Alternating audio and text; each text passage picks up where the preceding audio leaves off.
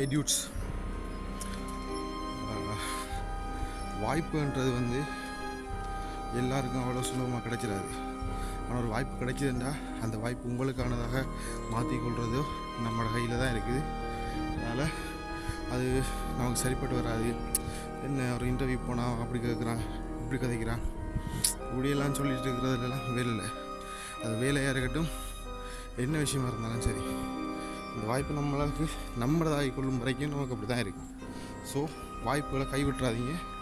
இந்த வாய்ப்பை கொஞ்சம் ஆராய்ஞ்சு பாருங்கள், ரிசர்ச் பண்ணுங்கள். நேரடியாக போய் கதைங்க, பயப்படாதீங்க.